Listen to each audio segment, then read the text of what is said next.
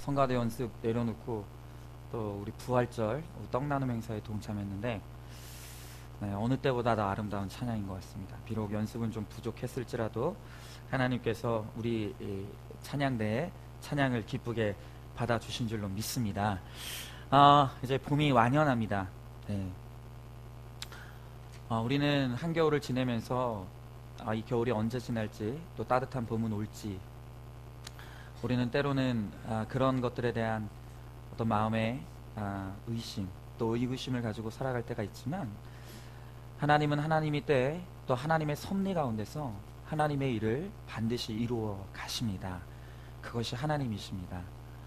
여러분, 오늘 이 말씀 가운데 드디어 이제 우리는 그렇게 지겹도록 이 아브라함을 바라보는 가운데 이제 25년 만에 하나님의 때가 되어서 하나님의 섭리 가운데 하나님의 역사하심을 통해서 이제 이 이삭을 그의 손으로 받아보는 기쁨의 현장을 이제 우리는 보게 됩니다.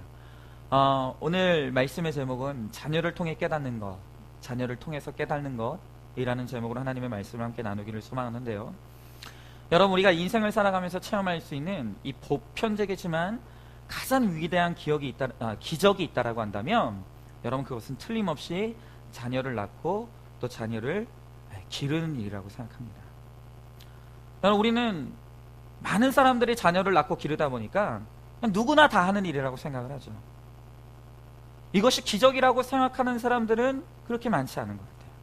그러나 이 생명의 탄생의 순간을 지켜본 사람이라고 한다면 여러분, 그 순간만큼은 이 생명이 탄생한다는 것이 얼마나 신비롭고 위대한 일인지에 대해서 반드시 깨닫게 되어 있다는 것입니다.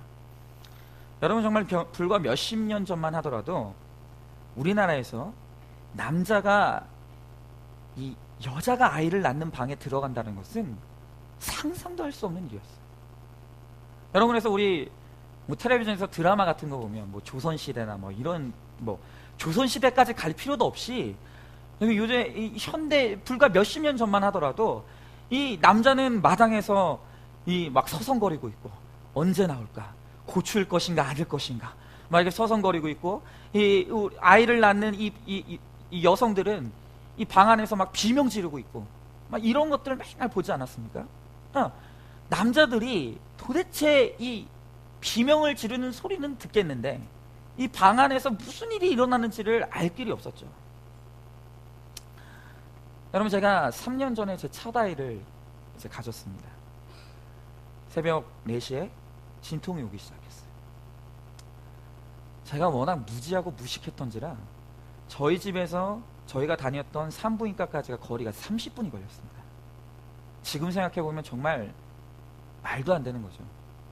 하여튼 4시쯤에 이제 진통이 시작돼서 이제 막 정신이 없는 상태로 이제 산부인과로 이제 달려가서 이제 아내가 먼저 들어갔습니다. 저는 어찌해야 될 바를 모르겠더라고요.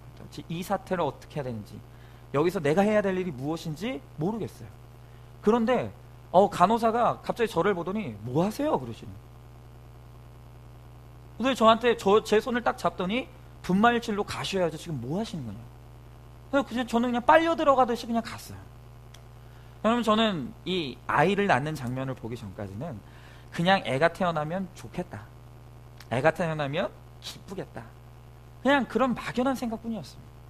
그런데 아이를 낳는 과정을 보게 되면서 그 아이가 그 한 생명이 태어나기까지 얼마나 많은 수고와 고통과 말할 수 없는 위기가 계속되어져 가는 가운데 한 아이가 태어나는가를 목격하게 된 거예요. 여러분, 저는 몰랐어요. 이 진통이라는 것이 주기가 있더라고요.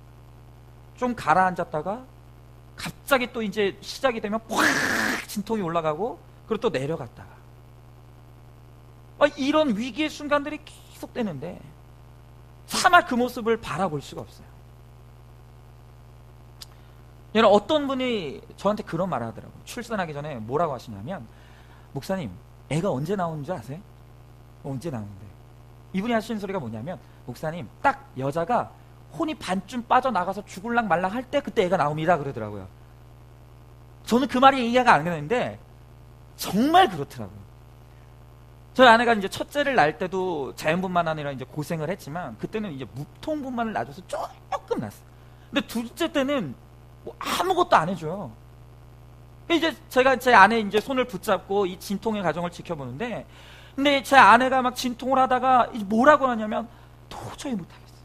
정말 못하겠어요. 이제 진짜 못하겠어요. 하고 막 절규를 하는데 그때 애가 뽕 나오더라고요. 제가 그때 진짜 애는 죽을랑 말랑할 때 나오는구나. 여러분, 제가 지켜본 출생의 과정은 제가 생각했던 것보다 그렇게 아름다운 게 아니었어요. 그것은 산모에게나 아이에게나 너무너무 끔찍할 만큼 고통스러운 것이고 목숨을 건 사투였어요. 여러분, 저는 그 아이가 세상에 나오면 그 아이가 천사 같은 모습일 줄 알았어요. 그게 아니더라. 제가 그 아이가 나오는 순간 바라봤던 그 아이는 온몸에 피투성이 나더랬어요. 온몸에 피가 낭자한 채로 그렇게 울고 있는 그 아이를 바라보면서, 여러분, 제가 제 손으로 탯줄을 자르는데 그 순간 그 탯줄을 자르는 제 감정이라는 것은 한두 가지로 표현할 수 있는 게 아니에요. 기쁨도 있어요. 감사함도 있습니다. 두렵기도 하고 당황스럽기도 하고, 도대체 이 감정이라는 것은 그냥 한두 가지로 표현할 수 있는 게 아니에요. 그냥 그 자체로 기적이고 신비한 거예요. 여러분, 그래서 폴 브랜드라는 이 크리스찬 의사가 오묘한 육체라는 책을 썼는데 그 책에서 그는 이렇게 이야기를 합니다.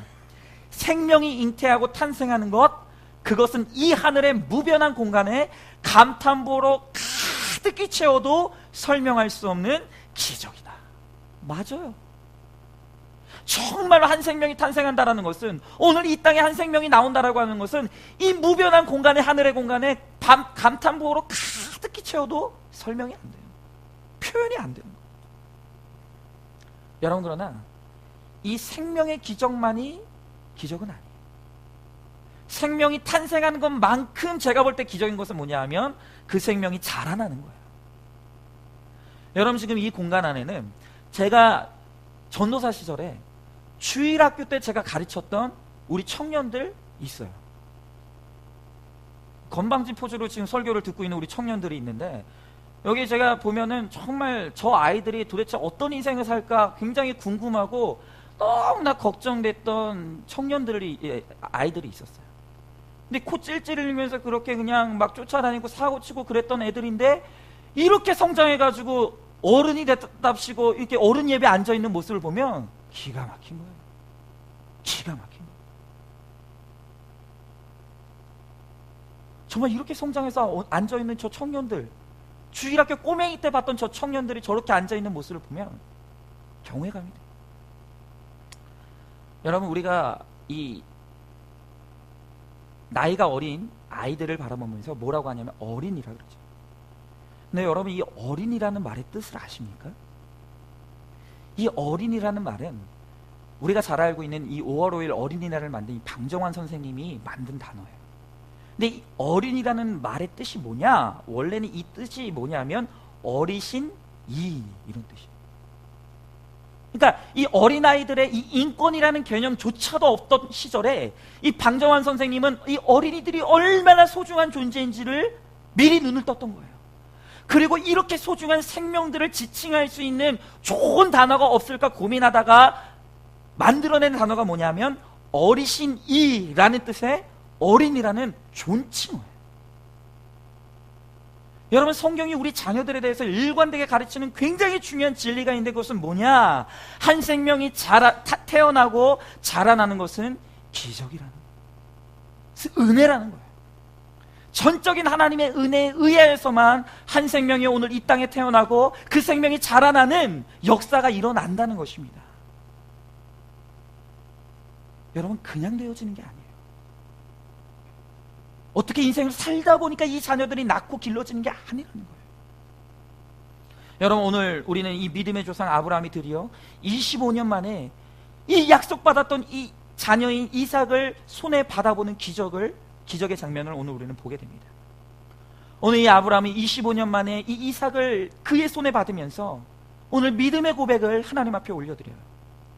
여러분, 오늘 우리는 이 본문을 통해서 하나님께서 우리에게 주신 이 자녀를 통해서 하나님께서 우리들에게 깨닫게 하시고자 하는 것이 무엇인지, 이 자녀를 통해서 우리가 고백해야 될 믿음의 고백이 무엇인지를 우리가 두 가지로만 오늘 함께 보기를 원한다는 것입니다. 자, 그럼 첫 번째로 오늘 하나님께서 자녀를 통해서 깨닫기를 원하시는 첫 번째 진리는 무엇인가? 그것은 생명은 하나님께로부터 주어진다는 것입니다. 오직 생명은 하나님께로만 주어진다는 거예요. 자, 저를 한번 보세요. 제가 한번 중요한 질문 하나 할게요. 자, 오늘 우리가 이 본문을 보면서 정말 중요한 질문 하나 할 건데, 그것은 뭐냐면, 드디어 이 아브라함이 그렇게 기다리던 이삭을 출생을 했는데, 여러분, 이 이삭을 잉태한 자가 누굽니까? 아브라함입니까? 사라입니까? 네? 이삭은 누가 잉태했죠? 아브라함이에요? 사라예요? 틀렸어요. 이 이삭을 잉태한 것은 아브라함도 아니고 이삭도 아니고 누굴까요? 하나님. 오늘 그것이 성경이 우리들에게 말하는 진리입니다. 여러분, 이 잉태라는 말의 사전적 의미는 뭐냐?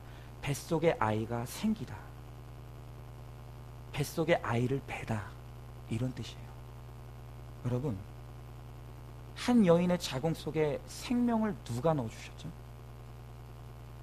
한 여인의 자궁 속에 생명이 어떻게 자리 잡게 되죠? 그것은 전적으로 하나님의 역사예요. 오늘 한번 1절 보세요. 자, 오늘 본문의 21장 1절 보니까 오늘 이렇게 고백을 하고 있어요. 오늘 이 사라가 이렇게 고백을 했죠.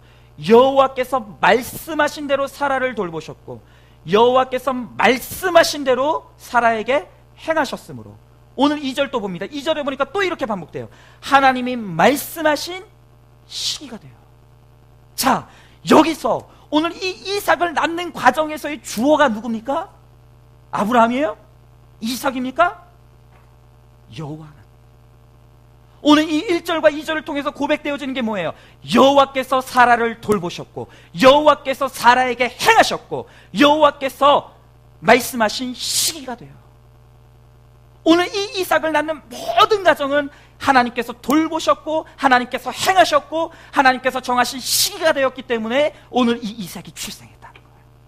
오늘 6절 보세요. 오늘 또 6절에 보니까 이렇게 고백을 했죠. 자, 오늘 21장 6절에 보니까 사라가 이르되 하나님이 나를 어떻게 했다고요? 웃게 하셨다. 누가 나를 웃게 하셨다고요? 하나님이요. 오늘 이 사라는, 오늘 이 아브라함은 너무나 기다리던 이 이삭을 그의 품에 안으면서 분명하게 고백하는 믿음의 고백이 뭐예요? 이 자녀는 누가 주셨습니까? 하나님이 주셨다. 하나님이 주신 자녀라는 거예요. 여러분, 물론 이 사람을 낳는, 이 아이를 낳는 통로는 사람이에요. 심지어 예수님도 여인을 통해서, 여인의 몸을 통해서 출생하셨어요. 그러나 근본적으로 사람 안에 생명을 넣어주시고 그 생명을 잉태케 하시고 그 생명으로 하여금 이 세상에 나오게 하시는 그 모든 과정의 주어는 사람이 아니라 하나님이라는 거예요. 성경은 이것을 일관되게 우리들에게 진리로서 가르쳐주고 계시는 것입니다. 여러분, 그래서 성경을 찾아보면 예레미야서 한번 우리 쭉 볼까요? 예레미야서 1장 5절에 보면 성경이 이렇게 말하고 있어요. 내가 너를 모태에 짓기 전에 너를 알았고, 또 이사야서 44장 2절에 보면 이렇게 말하고 있습니다. 너를 만들고 너를 모태에서부터 지어낸 너를 도와줄 여호와. 시편 139편 13절에서는 또 이렇게 기록하고 있습니다. 주께서 내 내장을 지으시며 주께서 모태에서 나를 만드셨나이다. 우리가 너무 잘 아는 시편 2편 7편에서는 또 이렇게 고백합니다. 내가 여호와의 명령을 전하노라. 여호와께서 내게 이르시되 너는 내 아들이라. 오늘 내가 너를 낳았도다. 여러분, 오늘 이 아브라함이 100세 얻은 이 이삭만이 기적의 산물이 아니에요. 오늘 우리에게 주어진 이 자녀들, 오늘 지금 우리 안에 자라나고 있는 이 자녀들 한 사람 한 사람 역시 하나님이 허락지 않으셨으면 절대로 주어질 수 없는 하나님의 기적의 산물이라는 거예요. 오늘 그것이 성경이 우리들에게 가르쳐주고 있는 너무나 중요한 진리라는 거예요. 여러분, 우리가 너무나 잘 알고 있는 미국의 이 릭 워렌 목사님이 쓴 목적이 이끄는 삶이라는 책이 있죠. 여러분, 그런데 이 책은 40장으로 되어 있는데 이 2장을 보면 이 책의 제목이 이렇게 기록되어 있어요. 우리는 우연의 산물이 아니다. 우리는 우연의 산물이 아니다. 오늘 릭 워렌 목사님은 그 책에서 이렇게 이야기해요. 여러분 잘 들어보세요. 그렇게 이야기합니다. 우리의 출생은 실수도 불운도 아니며 우리의 삶 또한 우연히 이 세상에 존재하는 것이 아니다. 이렇게 말하면서 너무 중요한 말을 하는데 이렇게 말하고 있습니다. 잘 들으세요. 부적절한 부모는 있어도 부적절한 자식은 없다. 많은 아이들이 부모의 계획과 상관없이 태어날 수 있지만 어떤 자녀도 하나님의 계획 없이 태어날 수는 없다. 여러분, 맞아요. 어떤 생명도, 이 세상에 존재하는 어떤 생명도 하나님의 섭리와 하나님의 계획과 하나님의 목적 없이 태어날 수 있는 사람은 한 사람도 없다는 것입니다. 여러분, 우리 중에 어떤 분은 부모로부터 축복받지 못하고 태어나신 분들도 있어요. 또 어떤 분들은 자라나면서 충분한 부모님의 사랑과 돌봄을 받지 못한 채로 자라나신 분들도 있을 수 있어요. 심지어 어떤 분들은 이 땅에 태어나자마자 부모로부터 버림받고 태어난 오늘 그러한 분들도 있을 수 있다는 거예요. 그러나 나의 부모가 어떤 사람이든, 내 부모가 나를 어떤 마음으로 낳고 길렀든, 그리고 심지어 내 부모가 나를 버렸든, 그것과는 상관없이 오늘 이 세상에 존재하는 모든 사람은 하나님의 사랑과 하나님의 은혜와 하나님의 축복으로 말미암아 이 세상에 태어나지 않은 사람은 한 사람도 없다. 오늘 우리는 그것을 반드시 믿음으로 받아들여야만 하는 것이에요. 여러분, 그래서 아까 우리가 찬양 불렀었죠. 아주 먼 옛날 하늘에서. 그 찬양 가사를 보면 이렇게 나와 있죠. 아주 먼 옛날 하늘에서는 당신을 향한 계획이 있었죠. 하나님께서 바라보시고 좋았더라고 말씀하십니다. 이 세상 그 무엇보다 귀하게 나의 손으로 창조하였노라. 내가 너로 인하여 기뻐하노라. 내가 너를 사랑하노라. 여러분, 오늘 이 찬양의 이 가사의 고백이 오늘 우리들의 믿음의 고백될 수 있기를 간절히 소망합니다. 네. 여러분, 그런데 저는 이런 성경의 가르침에 비추었을 때 참으로 마음으로 정말로 두렵고 떨리는 게 있어요. 여러분, 지금 오래전부터 이 생명윤리를 다루는 학계에서 너무나 오래전부터 지금 결론이 맺어지지 않은 채로 굉장히 치열하게 논쟁을 벌이고 있는 한 가지 이슈가 있어요. 그게 뭐냐? 그것은 한 사람의 생명체를 언제부터 인격체로 볼 것이냐에 대한 논쟁이 지금도 치열하게 벌어지고 있어요. 여러분, 학계에서 어떤 사람들은 한 사람을 언제부터 인격체로 볼 것인가를 가지고 논쟁을 할 때 어떤 사람은 남자의 정자와 여자의 난자가 결합해서 이 수정체가 여자의 몸에 이 착상되는 그 순간부터 그것을 인격체로 보아야 된다라고 주장하는 사람들이 있어요. 또 한 가지 견해가 있습니다. 그것은 이 한 생명이 이 수정체로서 이 자궁 안에 착상되는 것으로는 모자라고 약 한 5개월에서 6개월 정도 그 자궁 안에서 자라나야지만 그제서야 인격체로 봐야 된다라고 주장하는 사람이 있어요. 세 번째, 심지어 어떤 학자들은 뭐라고 말하냐면 아니다. 어머니의 뱃속에서 존재할 때까지는 인격체가 아니다. 그 생명체가 어머니의 자궁 안에서 나와 이 세상에 출생하는 순간부터 우리는 그를 인격체로 보아야 된다라고 주장하는 사람들이 있다는 거예요. 여러분, 그런데 중요한 건 뭐냐? 이와 같은 논쟁의 목적이 뭐느냐가 중요해요. 왜 이와 같은 언제부터를 사람을 인격체로 볼 것인가를 가지고 지금 이 치열한 논쟁을 벌이고 있느냐? 이 논쟁의 가장 중요한 초점, 가장 중요한 근본적인 목적은 뭐냐면 조금이라도 낙태의 정당성을 확보하고자 하는 목적에서 지금 이 논쟁이 이루어지고 있는 거예요. 여러분, 만약에 한 생명체의 인격을 사람이 수정체로서 그 안에 비록 눈에 보이지 않는 작은 세포지만 어머니의 자궁 안에 착상하는 그 순간부터 여러분 인격체로 보는 순간 모든 이 세상에 존재하는 낙태는 범죄예요. 그러나 만약에 이 아이가 자궁에서 나와 이 세상에 출생하는 그 순간부터만 인격체로 바라보게 될 때 그 뱃속에 있는 아이는 아무리 우리가 우리의 물리력으로 죽이고 살려도 그것은 범죄가 되지 않는 거예요. 여러분, 이 논쟁의 뒤에는 매우 끔찍한 목적이에요. 여러분, 그러나 오늘 우리가 하나님의 말씀을 우리 삶의 진리로 믿고 이 하나님의 말씀을 우리 삶의 표준과 기준으로 삼는 모든 사람에게는 오늘 이와 같은 논쟁이 얼마나 가치 없고 얼마나 쓸모없는 논쟁인지를 여러분들은 반드시 기억하셔야 돼요. 여러분, 우리가 앞에서 보았던 것처럼 예레미야서 1장 5절에서는 심지어 우리들에게 뭐라고 하나님 말씀하십니까? 내가 모태에서 너를 짓기 전부터 너를 알았다 그랬어. 모태에서 너를 짓기 전부터 나는 너를 알았다라고 하나님께서 말씀하신다는 거예요. 여러분, 우리가 우리의 생명이 어머니의 뱃속에 보이지 않는 작은 세포로 존재하기 전부터 이미 하나님의 섭리 가운데서 계획되어지고 설계되어지고 하나님의 계획대로 우리는 주어진 것입니다. 여러분, 그것은 언제가 되었던 간에 우리 안에 생명체가 주어졌다라고 하는 것은 결국 기적의 역사인 거예요. 이건 태업할 수 없는 진리예요. 여러분, 우리나라의 인권단체 추정에 의하면 지금 연간 우리나라에서 이루어지는 낙태의 건수가 270만 건이라고. 1년에 270만의 생명이 소리도 없이 사라져요. 여러분, 이것을 하루 단위로 계산해 보면 하루에 2,500명의 생명이 죽임을 당해요. 하루에 2,500명. 여러분의 더 문제는 뭐냐? 이 낙태를 하는 오늘 이 여성들의 유형을 보면 기혼 여성이 58%예요. 그런데 굉장히 중요한 사실은 뭐냐? 미혼 여성이 낙태를 저지르는 퍼센테이지가 42%. 심지어 10대의 낙태도 3.5%에 달해요. 여러분, 물론 기혼과 미혼 상관없이 낙태를 저지른다는 것은 그 자체로 너무나 심각한 범죄예요.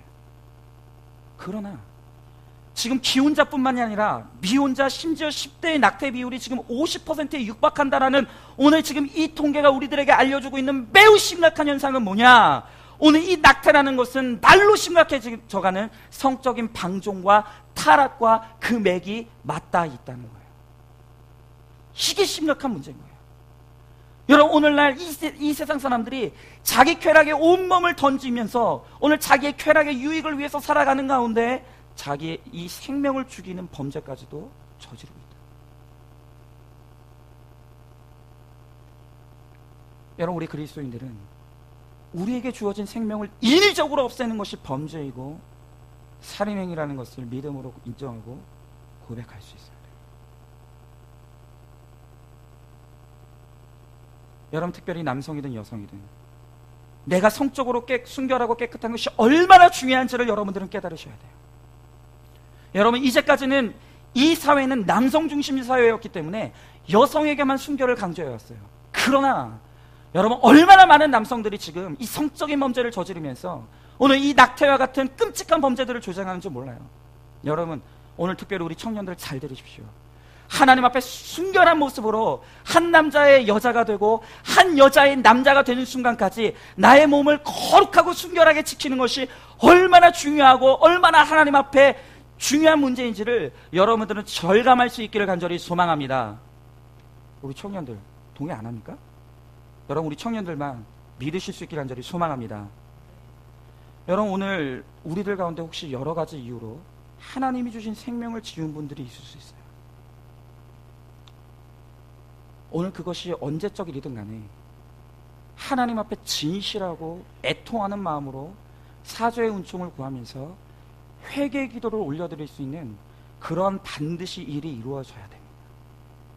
중요한 것은 하나님은 우리가 어떤 죄를 지었던 간에 정말로 하나님의 사죄의 은총을 구하면서 애통하는 마음으로 하나님 앞에 죄를 고백하고 죄의 은혜, 이 죄를 사해 주신 하나님의 은혜를 구할 때 하나님은 반드시 우리의 죄를 사하여 주신다는 것입니다.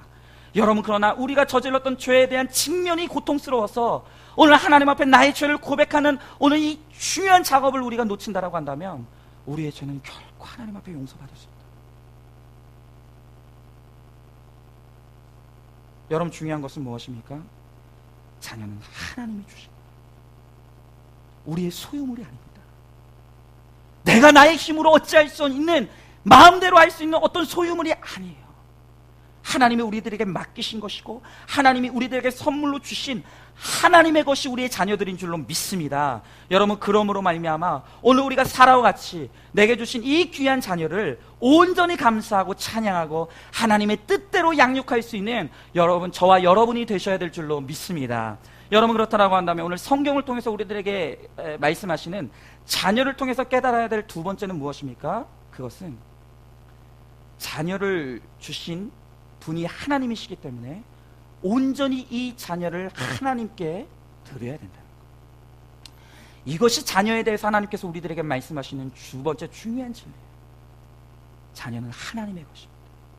그렇기 때문에 이 자녀들을 온전히 하나님께 드려야 되는 거예요. 여러분, 오늘 본문의 4절을 보시면 이 아브라함이 이삭을 낳고 8일 만에 가장 먼저 행한 것이 있었다 그랬어요.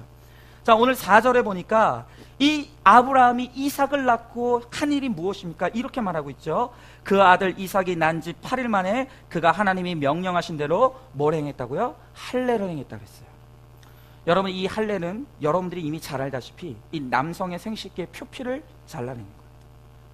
이 명령을 가장 먼저 하나님께서 주신 사람이 바로 아브라함입니다.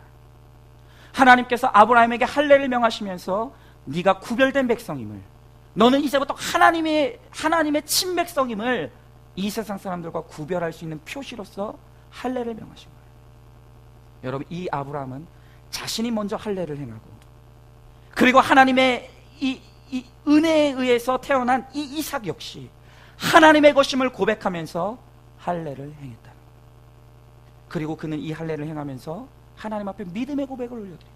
하나님, 이 자녀는 하나님이 주셨습니다. 하나님의 것입니다. 그러므로 하나님의 주신 뜻에 맞게 이 자녀를 기르고 하나님께 온전히 바치겠습니다. 오늘 이것이 할례를 행하는 믿음의 고백이라는 거예요. 여러분, 그래서 이 아브라함이 이삭에게 행한 이 할례가 기원이 되어서 오늘날 행해주고 있는 게 뭐죠? 여러분, 아까 일부 시간에 이렇게 물었더니 어떤 분이 포경수술이야 이런 분들이 있어요. 아니에요. 아무 상관없는 거예요. 그거랑 이거는 아무 상관이 없는 거예요. 여러분, 오늘 이것이 계기가 되어서, 유래가 되어서 오늘 교회에서 행해주고 있는 매우 중요한 예식이 뭡니까? 유아세례예요. 유아세례. 어떤 분들은 아마 생각하실 거예요. 아니, 애가 세례를 받는데 왜 부모가 자신의 신앙을 고백하나? 그렇지 않아. 여러분, 우리가 분명히 기억해야 될 것은 뭐냐 하면, 여러분, 이 이삭의 할례가 있기 전에 누구의 할례가 먼저 있었습니까? 아브라함의 할례가 먼저 있었어요. 여러분, 이것이 말하는 게 뭐예요? 부모의 믿음 없이는 자녀의 믿음이 없다는 거예요. 부모의 헌신 없이는 자녀의 헌신은 있을 수 없다는 거예요. 부모의 거룩함 없이는 자녀의 거룩함은 절대로 일어날 수 없다는 거예요. 여러분, 그래서 여러분 꼭 기억하십시오. 이 세상에 문제아는 없어요. 이 세상에 문제아는 없어요. 단언컨대 이 세상에 문제 부모만 있을 뿐이지 문제아는 없는 거예요. 여러분, 지금 내가 기르고 양육하고 있는 내 아이는 어느 날 어디 하늘에서 뚝 떨어진 자녀가 아니라 내 삶의 결론이에요. 내 삶의 결론, 내 믿음의 결론입니다. 여러분, 아이의 부족함을 탓할 것이 아니라 부모가 먼저 부지런히 나의 죄를 보고 나의 거룩을 이루어갈 때 나를 통해서 나의 자녀들이 거룩을 이루어가고 구원을 이루어갈 수가 있다는 것입니다. 여러분, 우리가 자녀를 기르다 보면 뭐 다 아는 두려운 사실이에요. 여러분, 이제 우리 첫째 아들 시연이가 이제 점점 자라나면서 말이 튀어요. 자아가 생기면서 고집이 쌓여요. 근데 이 아이가 어느 날부터 보니까 자꾸 쓰레기통 앞으로 가요. 쓰레기통. 이 아이가 자꾸 쓰레기통 앞으로 가서 뭐 하나 했더니 얘가 기가 막히게 뭘 하는 줄 아십니까? 쓰레기통 앞에서 요렇게 해요.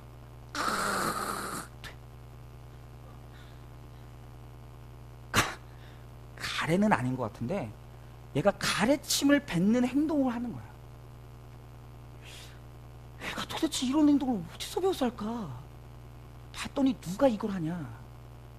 저희 시연이에게 할아버지가 있어요. 근데 그 할아버지가 요즘 지방에 계시는데 가끔 올라오세요. 오늘도 여기 계시는 것 같아요. 근데 그 할아버지가 자꾸 뭐라냐, 쓰레기통 앞에 가가지고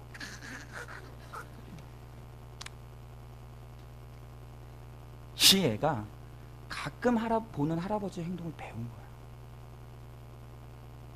너무 두려운 거야.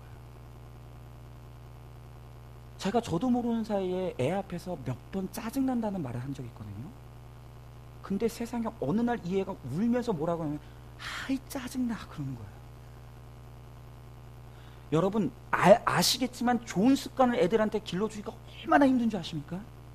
지금도요 매일 밤마다 얘를 양치질을 하려면요 이 완전히 난장판이 됩니다. 애를 손발을 묶어놓고 해야 되는데 애가 막 자지러져요. 이 양치하는 습관이 그렇게 안 들어가요. 그런데 나쁜 거는요 도대체 가르쳐주지 않아도 설명하지 않아도 얼마나 잘 배우고 답습하는지 몰라요. 여러분 그래서 옛 우리 어른들이 자식을 키우는 걸 뭘로 비유했는지 여러분 아시죠? 자식은 뭐라고 했습니까? 농사라고 했어요. 자식을 키우는 것을 농사라고 했어요. 근데 이게 얼마나 진리가 녹아있는 말인지 몰라요. 여러분 그래요. 자식을 키우는 건 농사예요. 여러분 요한복음 4장 37절에 보면 예수님께서 굉장히 우리들에게 중요한 영적인 진리 하나를 가르쳐 주시는데 성경에 보니까 예수님께서 이런 말씀을 하세요. 자, 요한복음 4장 37절에 보면 성경이 이렇게 기록되어 있어요. 제가 우리 다 같이 한번 볼게요. 다 같이 읽어보겠습니다. 시작. 그런즉 한 사람이 심고 다른 사람이 거둔다 하는 말이 옳도다. 자, 여기에 보니까 뭐라고 예수님께서 말씀하시냐면 심는 사람이 있다는 거예요. 그런데 거두는 사람이 따로 있다는 거예요. 이 세상에 심는 사명을 감당하는 사람이 있고 거두는 축복을 경험하는 사람이 따로 있다는 거예요. 자, 그러면 부모와 자녀의 관계 안에서 자 생각해 보세요. 그러면 부모와 자녀의 관계 안에서 심는 사명은 누구의 사명일까요? 누구의 사명일까요? 부모님의 사명이에요. 그러면 거두는 것은 누굴까요? 자녀들이에요. 이 말이 얼마나 중요한 원리인 줄 아십니까?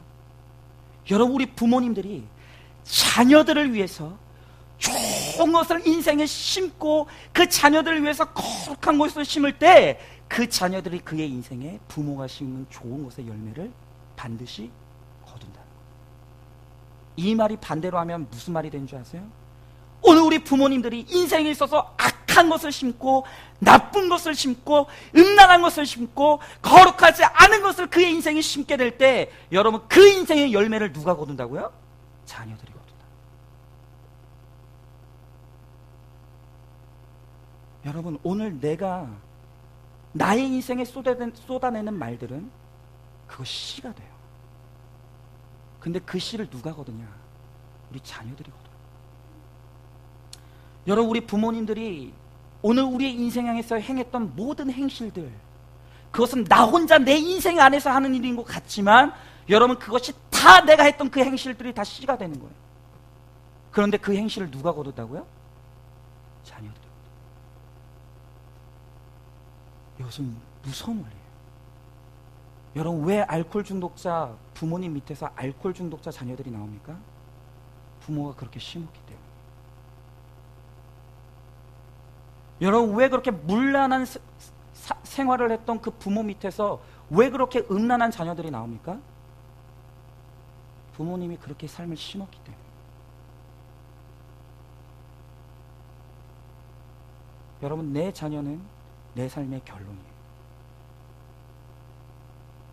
예수님께서 친히 말씀하신 그런즉 한 사람이 심고 한 사람은 거둔다. 여러분 그래서 제가 확실하게 고백할 수 있는 것이 하나 있어요. 저희가 저의 삶을 보면서 고백할 수 있는 게 있어요. 도대체 제가 늘 고백하지만 어떻게 저 같은 사람을 하나님께서 부르셔서 이만큼이라도 하나님께서 주의 종으로 이렇게 사용해 주신가를 생각해 보면 도대체 제 안에서는 이유를 발견할 수가 없어요. 저는 그럴 만한 사람이 아니고 그런 자격을 갖춘 사람도 아니고 그런 일을 한 적도 없어요. 그런데 왜 하나님께서 저의 인생 가운데 저를 이렇게 사역자로 불러주시고 저를 이만큼이라도 하나님께서 사용해 주시는가? 저는 그것을 고민하고 생각하면서 제가 얻은 결론은 딱 하나밖에 없어요. 그것은 저의 조부모님 그리고 저의 부모님이 평생의 저를 위해서, 자손들을 위해서 눈물 흘리며 뿌려주신 기도의 씨앗의 열매예요. 제가 그 응답의 열매를 거두고 살아가고 있어요. 여러분, 저는 그렇게 풍족한 물질적인 배경을 갖지 않았을 수 있어요. 그러나 저는 너무나 풍성한 영적인 유업을 받은 사람이에요. 저는 지금도 밤낮 없이 늘 그 방 안에서 자손들을 위해서 기도하시던 할머니의 그 기도 소리를 잊지 않아요. 지금도 저는 새벽마다, 저녁마다 저를 위해서 기도해 주시던 부모님의 기도를 알고 있어요. 제가 너무나 감사한 것은 제가 결혼했잖아요. 제 부모님이 목회자세요. 제 장인어른이 제가 결혼할 때 저에게 해주셨던 말씀 딱 하나요. 내가 내 딸을 위해서 물질적으로 해준 것은 아무것도 없지만 내가 저 딸을 위해서 평생토록 정말로 얼마나 기도했는지 모른다네. 자네 내 딸 데려가는 거 복인 줄 알게. 저는 믿어요. 여러분, 제가 전에도 말씀드렸지만 제 친할머님이 돌아가시기 일주일 전에 제가 제 아내, 만삭으로 있는 제 아내와 제 할머님을 보러 뵈러 간 적이 있어요.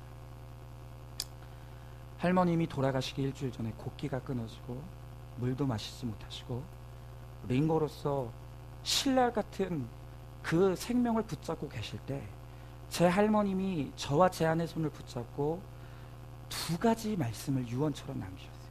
첫째, 잘 살거라. 잘 살거라. 둘째, 내가 천국에서 기도하마. 내가 천국에서도 기도할 것이다. 여러분, 저는 그런 사람이에요. 저는 저의 믿음의 손주들이 눈이 오나 비가 오나 바람이 부나 언제나 예배당에 나와 자손들을 위해서 눈물의 기도의 씨앗을 뿌리던 그 씨앗의 응답의 열매를 거두면서 거저 사는 인생. 저는 하나님 앞에 고백할 게 그것밖에 없어요. 여러분, 우리는 우리 자녀들 절대로 온전하게 기르지 못합니다. 내 뜻대로 되지 않아요. 왜냐하면 자녀는 내 것이 아니기 때문이에요. 그러나 오늘 우리가 기도로서 하나님 앞에 우리 자녀를 맡기고 오늘 우리 자녀들을 위해서 기도의 눈물의 씨앗을 뿌릴 때 반드시 하나님께서 이 자녀들을 통해서 응답의 열매를 반드시 맛보게 하실 줄로 믿습니다. 여러분, 혹시 오늘 우리 성도님들 가운데 내 자녀들의 인생을 바라보면서 너무나 아픈 마음으로 내 자녀들을 바라보고 있는 분들이 있지 않습니까? 내 자녀들이 구원받지 못해서 그것이 너무나 애통함이 돼서 자녀들을 바라보는 분들이 있어요. 내 자녀들의 인생을 바라볼 때 내 자녀들의 인생이 너무나 막막하고 박혀있는 인생이어서 내 자녀를 바라보면서 눈물을 흘리시는 분들이 있어요. 오늘 우리 자녀들을 바라보면서 너무나 육체적으로 유약하고 너무나 연약해서 너무나 연약한 내 자녀들을 바라보면서 나 대신 저 아이가 건강할 수만 있다라고 한다면 애통하는 마음으로 자녀들을 바라보는 분들이 있을 수 있다는 거예요. 여러분, 나는 할 수 없어요.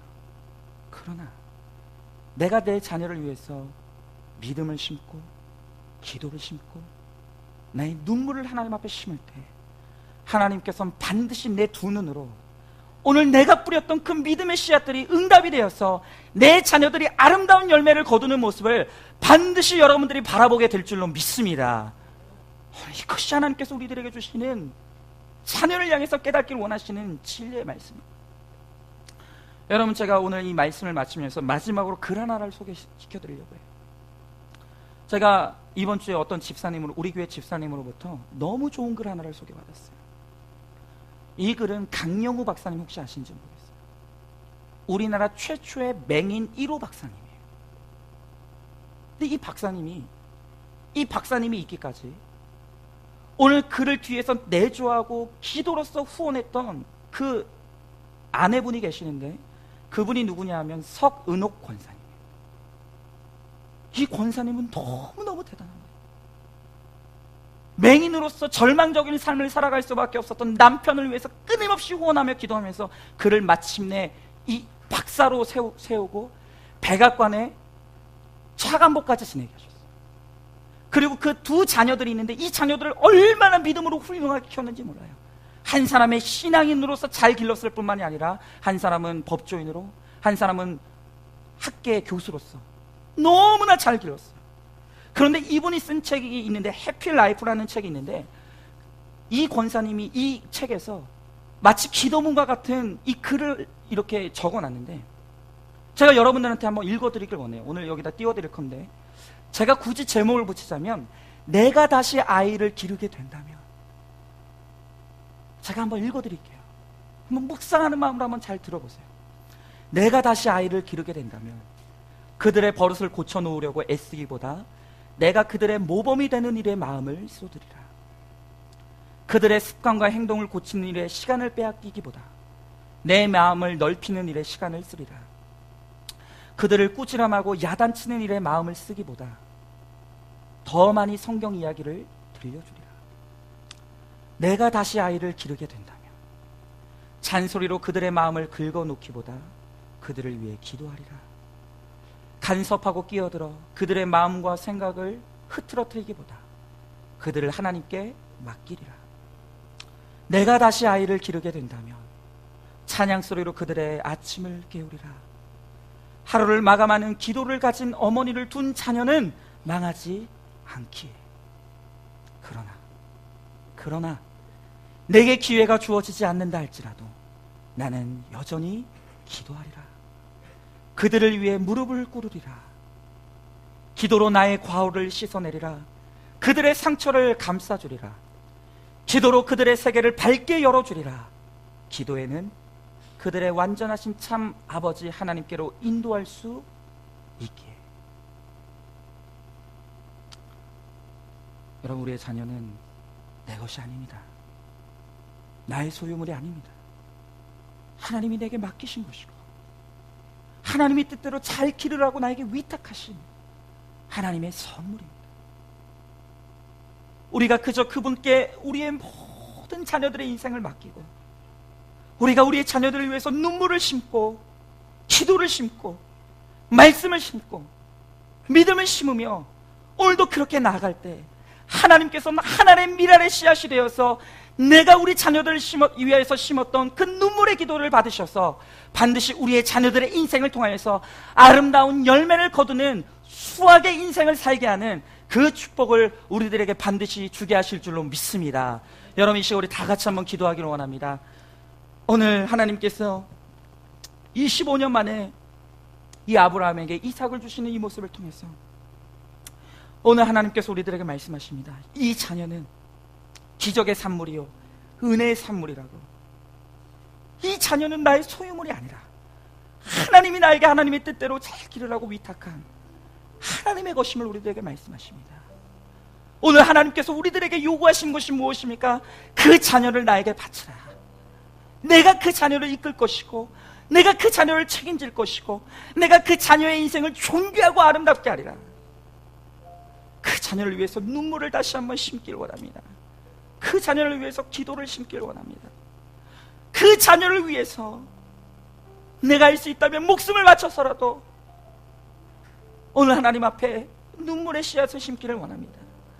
우리가 그렇게 할 때 반드시 하나님께서 나의 이 두 눈으로 이 자녀들이 하나님께 인도받아 존귀하고 거룩한 인생으로 세워지는 모습을 바라보게 하실 줄로 믿습니다. 오늘 이 시간 우리 다 같이 기도할 때 하나님, 그렇습니다. 이 자녀는 하나님의 것입니다. 하나님 맡아주시고 하나님 길러주시고 하나님 나의 작은 이 기도의 몸부림을 통하여서 이 자녀들이 수확하는 인생, 거두는 인생이 되어질 수 있도록 주여 나의 하나님 아버지 함께하여 주시옵소서. 우리 자녀들의 연약함을 주님께서 붙들어 주시옵시고 이 자녀들의 앞날을 주님께서 열어주시고 이 자녀들이 가야 할 바를 알게 하여 주시옵소서. 오늘 우리 간절히 사모하는 마음으로 우리 다 같이 기도하며 나가도록 하겠습니다. 기도하겠습니다. 사랑과 은혜가 충만하신 하나님 아버지, 주의 귀한 사랑과 은혜를